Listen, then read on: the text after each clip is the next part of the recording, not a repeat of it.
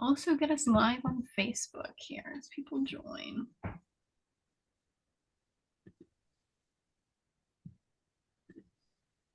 So before this, I was researching like what is the world's like longest pipeline. I was just like a little curious, and it's in the United States. It's called like the Colonial Pipeline. It's like 5,500 miles, I think, and they transport like oil from like I think the East Coast to Texas, which is like billions of gallons a day. Just oh my god, that's amazing. Yeah. It's huge. Yeah.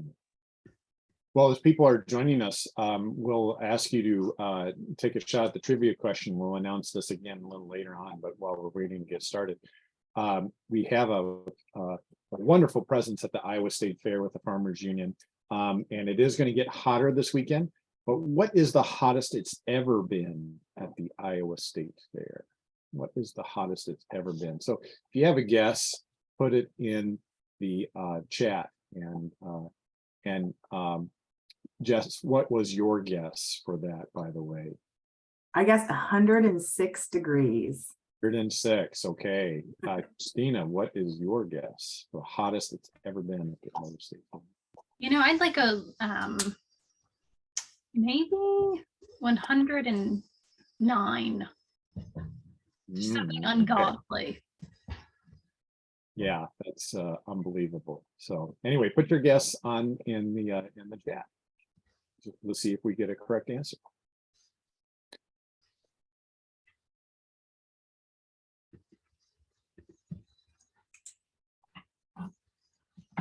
We're not rooting to break the record this weekend, that's for sure. So See some guesses in the chat here. We have 108, 102, 104, 101, all over the place. okay, I'll give you the answer in just a moment. So just a reminder to everyone, this is live streaming on Facebook, so you can find the recording there immediately after this. I am starting to post these to IFU's YouTube page, hopefully to make them a little more accessible for folks. So you'll be able to find kind of a storage of all of them there later on. It takes us a little time to get them uploaded, but they'll be there in the coming days. Aaron, it is 12:31. I'm all set on my end. I think we can get started if you and Jess are ready. Well, let's do it. Well, welcome everyone. This is the Iowa Farmers Union Lunch and Learn series, and we are so grateful to be joined today by Jess Mazour of the Iowa Sierra Club. Thanks for being with us, Jess. Thank you so much, Aaron and Christina and everyone at Farmers Union, one of my favorite organizations in the state. Well, we're looking forward to a great conversation today. Our timing is really important. But before we do that, let's start with a couple Farmers Union announcements, Christina. Yeah, I have a couple things. So just a reminder to everybody to come and see us at the State Fair. We are in the Ag Building this year on the first floor. You can go see the buttered cow and see us. It's a great opportunity to do that. We'll be there until the 20th, the last day of the fair. Also, if you're interested in fly-in, you can catch us in DC, September, 11th through 10th through the 13th, I think, Aaron. So we'll be getting our group together, and if you're interested in attending, I'll drop Aaron's email address in the chat and you can email him and let us know. That's everything that I have. Well, very good. And for folks who haven't heard already, our trivia question deals with the State Fair. What is the hottest it's ever been at the Iowa State Fair? We know it's going to get hot this weekend, but we hope we don't hit the record. What is the record for the hottest day at the Iowa State Fair? And if we already have a correct answer, believe it or not, the correct answer was 108. Jess was very close, but we had another correct guess for 108. The hottest it's ever been at the Iowa State Fair. It was back in 1983, and wouldn't you know it, it was Older Iowans Day at the fair. What unfortunate luck. Well, we're hoping for better luck this weekend. We've had great weather at the fair. We've had great attendance at the Iowa State Fair, great conversations going on with our Farmers Union folks at in the Ag Building just down the hall from the Butter Cow in the Ag Building. So check us out if you're going to the Iowa State Fair. But before we go any further, let's shift our conversation back to our very important topic for today. And just another way to remind folks, Jess Mazour is the Conservation Program Coordinator for the Sierra Club of the Iowa chapter. She's joining us to talk about the latest on the pipeline battles here in Iowa. And our timing is great because next week, the Iowa Utilities Board hearing for the Summit carbon pipeline is set to take place in Fort Dodge. This has been an ongoing battle for landowners, environmentalists, local governments, and our farmers uniting to stop the carbon pipelines on all those impacted Midwest states. So with that, let's hear from Jess. Jess has been such a friend of the Farmers Union for so long. She's passionate about agriculture and local foods and the environment. It's perfect timing for you to be joining us today, Jess. Thank you. Awesome. Thank you, Aaron, and thank you everyone for joining us. Before we get started, I just got an alert that my computer is getting low battery, so I'm going to plug it in really fast. I just wanted to explain why I'm going to get off the screen for a second. There we go. We're not going to die in the middle of the presentation.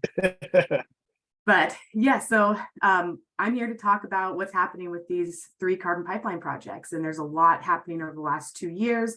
And especially right now, as we're 1 week away from the hearing start date. And I think it's pretty clear that this whole process is moving too fast, needs to be delayed and outright denied. So that's what we're going to talk about today, is just a little bit about what we've done, what's outstanding, and then what starts next week. So I will share my screen and get started here. Very good.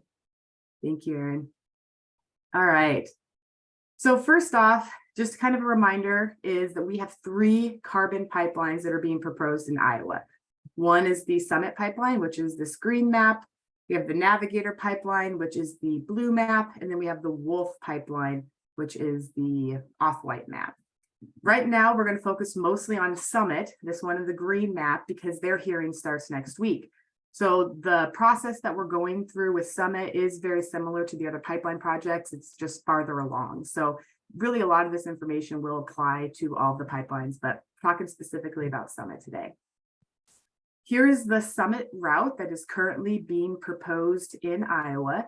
And this pipeline, so everyone that would be along this line, they are seeking either an easement from, or if someone refuses to sign an easement, they are asking for eminent domain to condemn their land for their private profits. The Iowa Utilities Board process kind of concludes with a hearing, and then after the hearing is over, a decision is made. Throughout the last 2 years, we have been asking for a delayed hearing because Summit has failed to file enough information and to get enough easements to take their case credibly.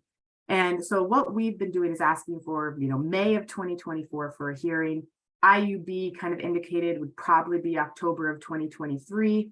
But just this year, 2 members of the Iowa Utilities Board resigned and retired, and 2 new ones were appointed.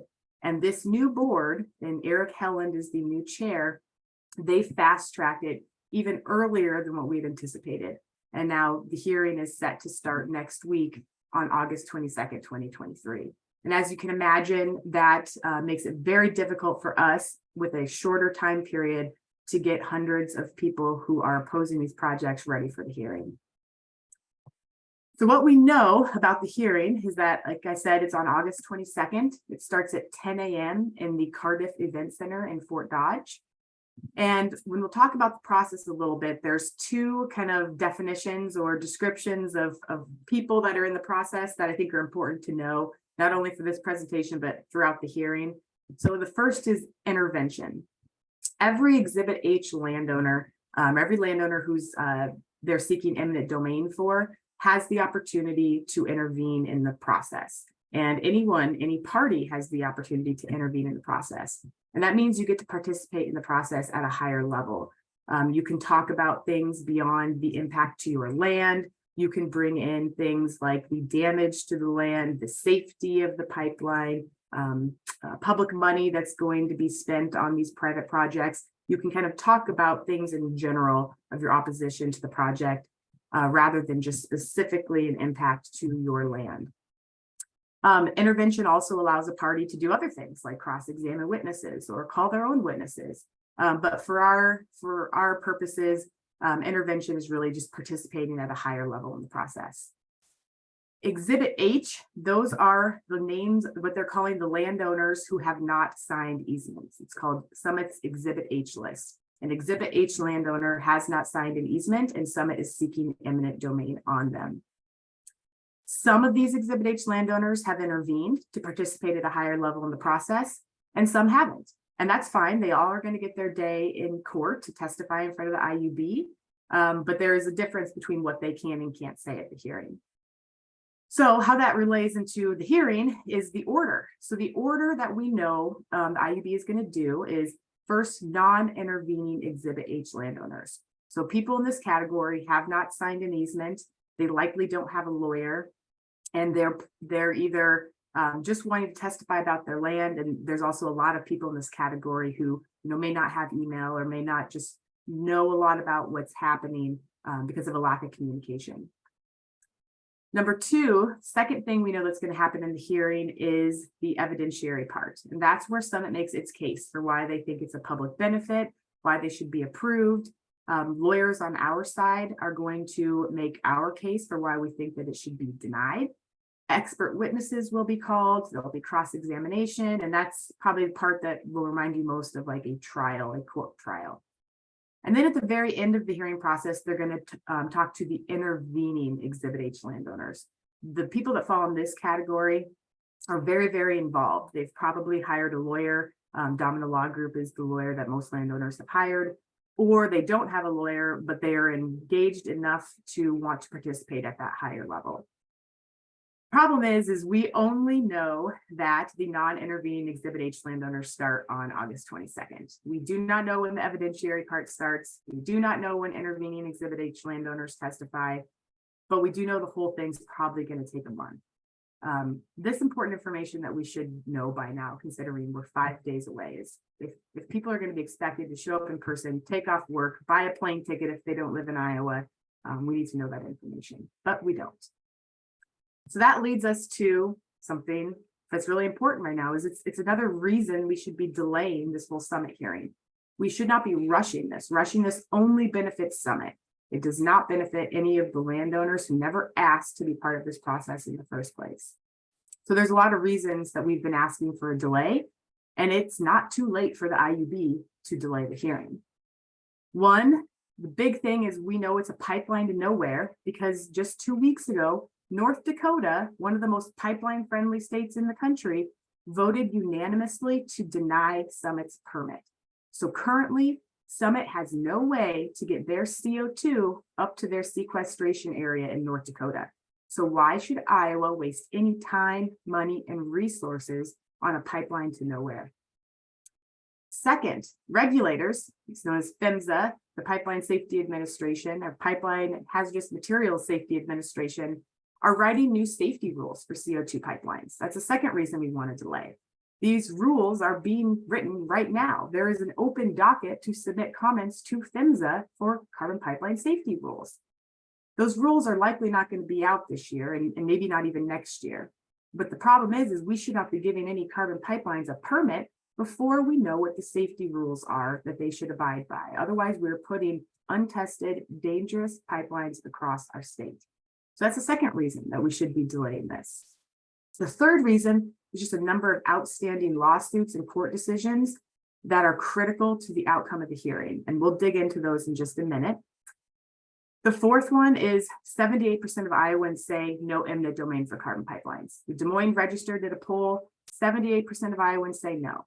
It didn't matter if they're Republican or Democrat, young or old, rural or urban, farmer or non-farmer. It's the one issue in Iowa that we all agree on. And that tells us that this is a moral issue and it is wrong for the state.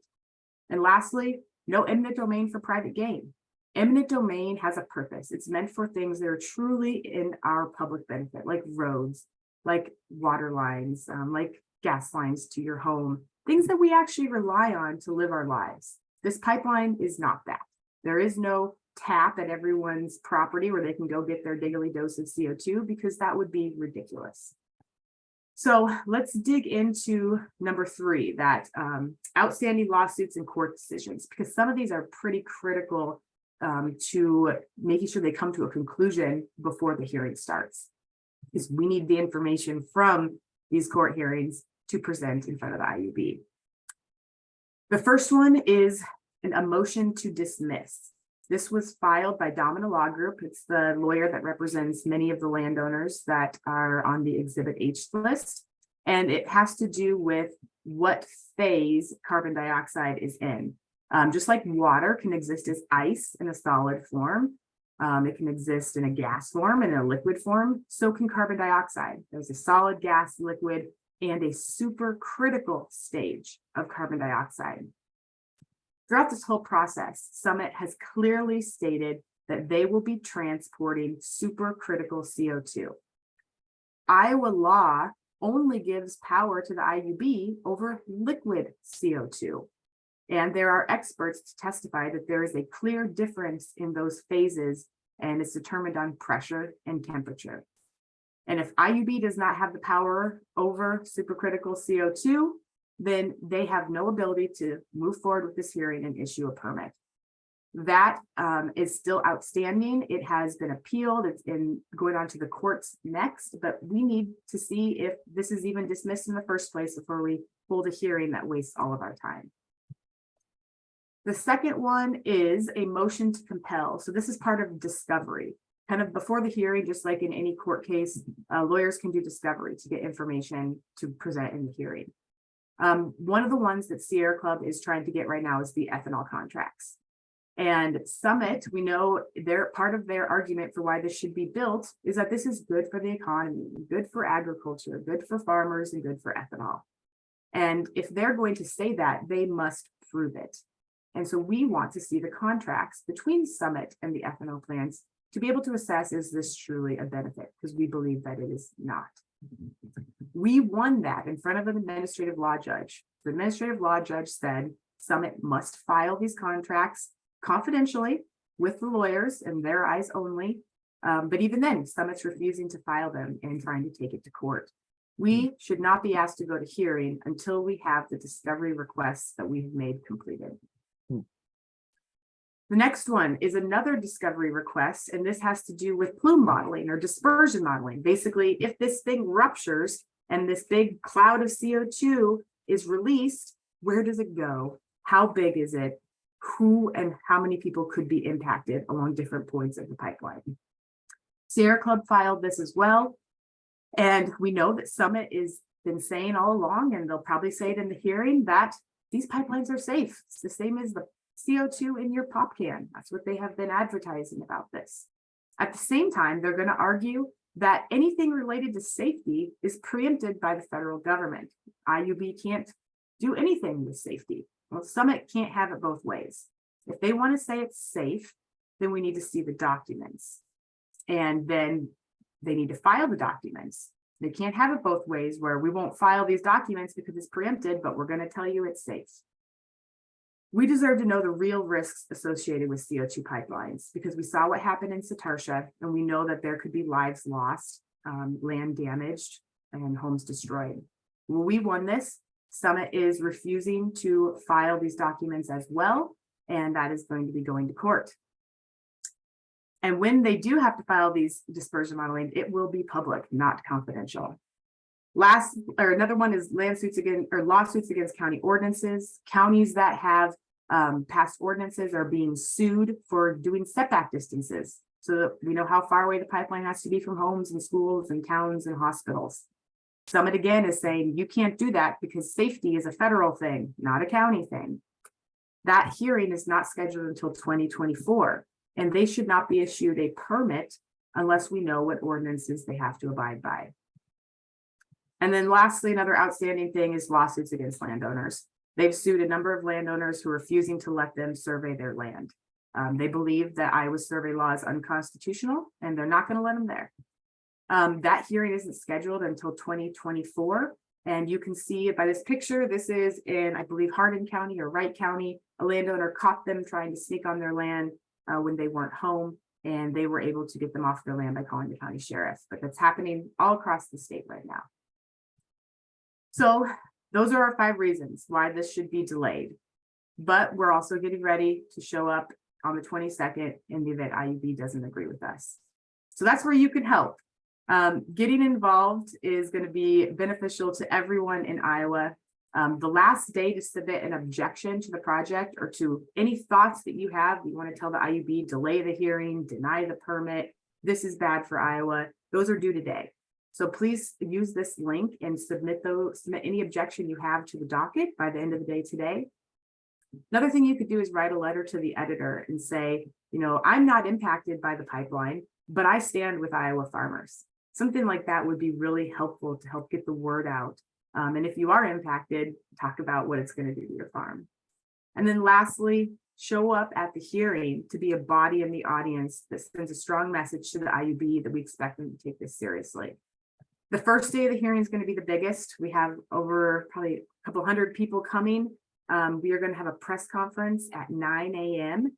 at the Cardiff Event Center in the parking lot. The hearing starts at 10 a.m. The hearing will go on every day, Monday through Friday, for we think at least a month. Obviously, if there's like a holiday, they will skip that day. But if you want to stay up to date on the hearing and you want to show up and know what's happening on what day, we've created a Facebook page that's just going to be for hearing updates, recaps of what happened, and then what we know is going to happen on the next day in case you'd like to drive up to Fort Dodge and help us send a strong message to the IUB. So I just want to thank you for this opportunity to share this information.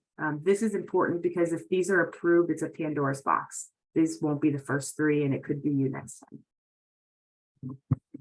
Well, it's absolutely true, Jess, and this is outstanding information, and no better time to get the word out about it. We had just a couple of questions, and some of them are just kind of clarifying.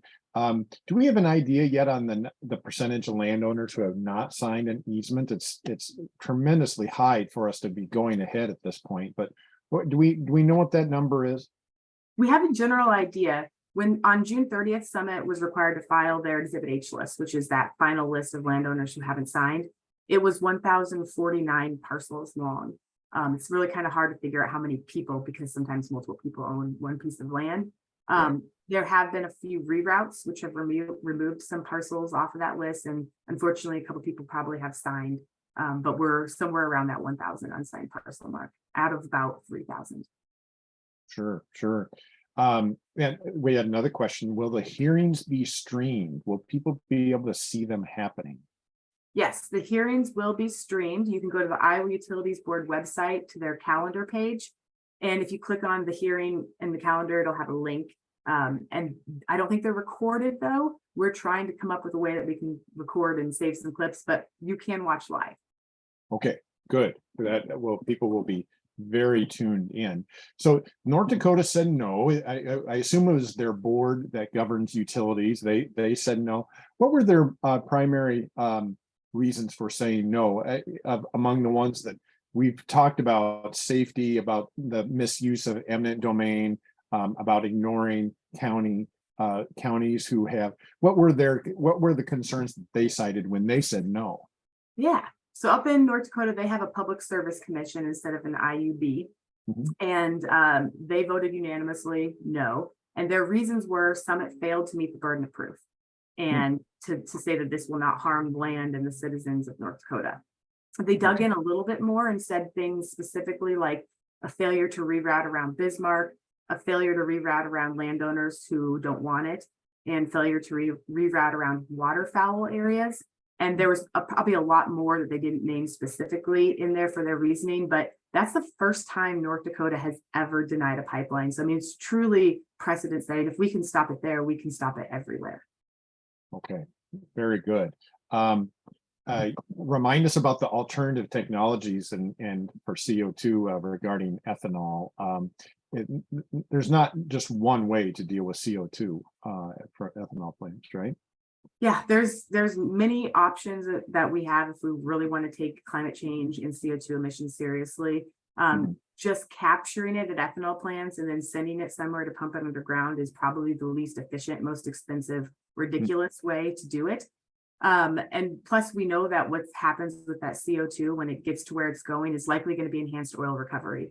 And since North Dakota actually denied the Summit's permit, other companies in North Dakota are coming out to help Summit, saying, we need CO2 so that we don't leave billions of barrels of oil in the ground. And so they finally admitted it. It's all for enhanced oil recovery. So if we want to take it seriously, we've got to look at other solutions to land use, to wind, solar, to, there's so many different things that are options than these pipelines. Yeah. So it gets to that other question about will this CO2 be used to frack for oil and other fossil fuels? And it's clear that reveals what the true intentions are for the pipeline is the response to that denial. Yeah, the cat's out of the bag. It has been official, and this whole time Summit's verbally said we're not doing enhanced oil recovery, and we knew all along, and it was finally exposed in a couple articles recently. Okay, well, very good. So you talked about those next steps, and it's so valuable because this is the first set of hearings. It won't be the last. Just remind us again for Navigator and for the other pipelines, where are the next steps for them as well? Yeah, so the order of the first hearings, we had Summit in North Dakota, Navigator in South Dakota had their hearing, but a decision has not been made.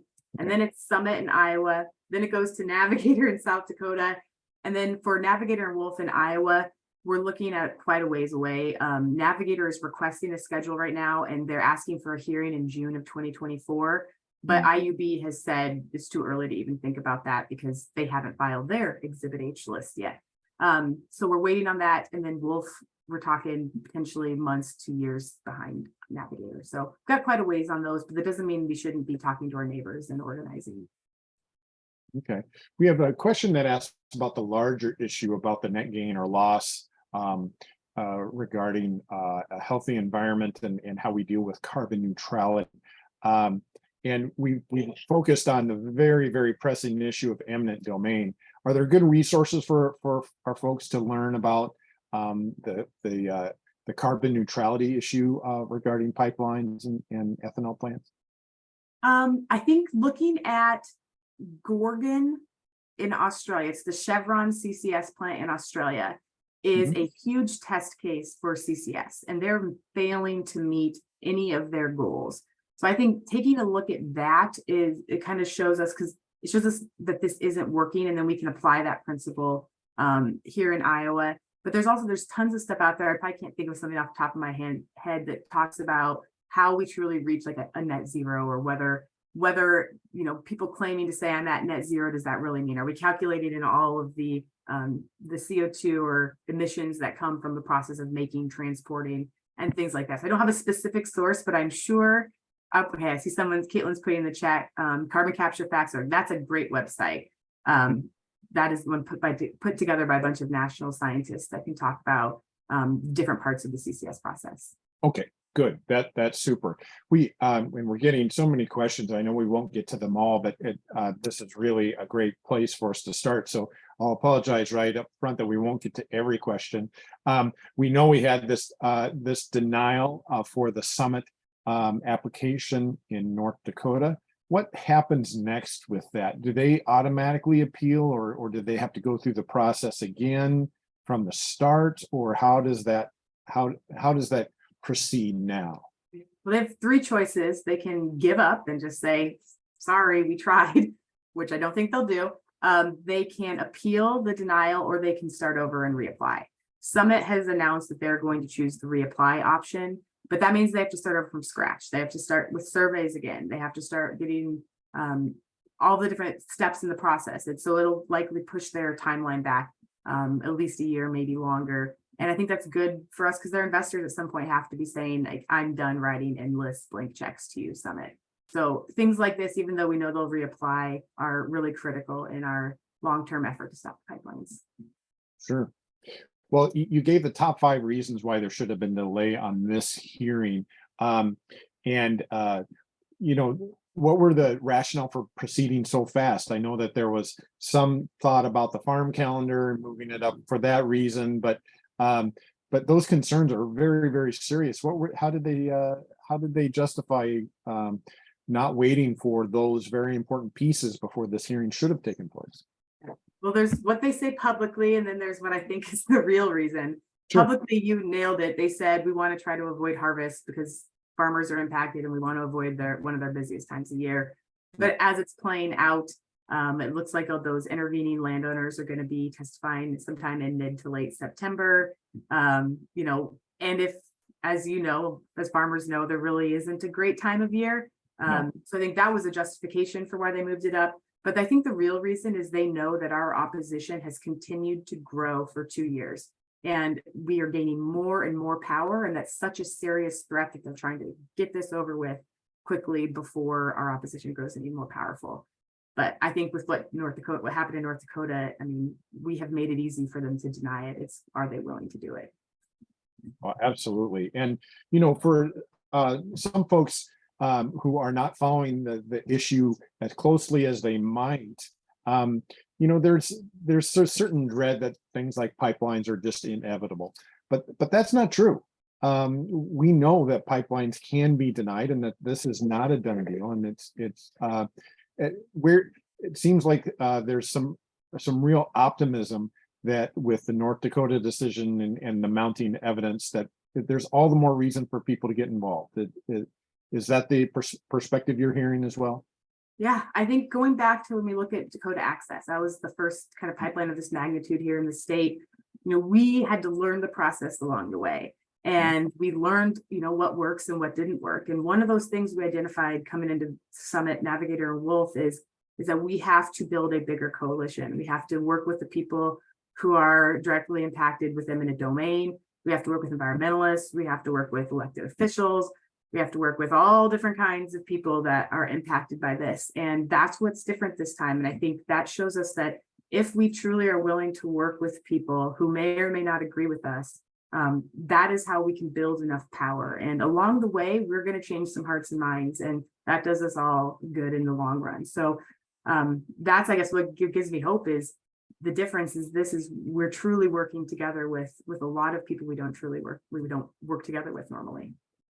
Absolutely, because there are so many reasons why our communities should be united against these pipelines, and bringing that unity to the forefront, I think is so important. So thank you for bringing that up. And Jess, our time has just flown by. Remind people what the important next steps for people to get involved. We get the hearing starting next week, but it's not too late to act today. Yes. So here's the hearing info. 9 a.m. is the press conference, 10 a.m. the hearing. The address is 3232 First Avenue South. It's called the Cardiff Event Center in Fort Dodge. And then the other things that you can do are submit an objection, which the link should be in the chat, or write a letter to the editor, just help get the word out. Very good. Well, thank you so much for joining us on a very, very busy day, Jess. And it's super important for people to take action right now. So thanks again. We really, really appreciate it. Thank you all. We'll hope to be back soon. Yes, we'll keep working. All right, everyone, this has been the Iowa Farmers Union Lunch and Learn series, and it is the Farmers Union effort to do some virtual outreach on very important issues to us. The Farmers Union is dedicated to family farming and sustainable agricultures and thriving rural communities, and we know that we can do that best when we all work together. Farmers Union has been an outspoken leader on pipeline issues, and we appreciate your support. If you haven't had a chance to become a member or a supporter yet, please do so now. We know that we're strongest and we have the best voice when we all work together. So go ahead and sign up to be a Farmers Union member today, and take those steps today to voice your objection on use of eminent domain for this pipeline, and stay involved all the way through this process. So everyone, thank you so much for being here today. Christina, thank you so much for organizing us today. We're really glad that we can be talking together at this very critical juncture. Thanks, everyone. Thanks, everyone. Have a good day. Bye.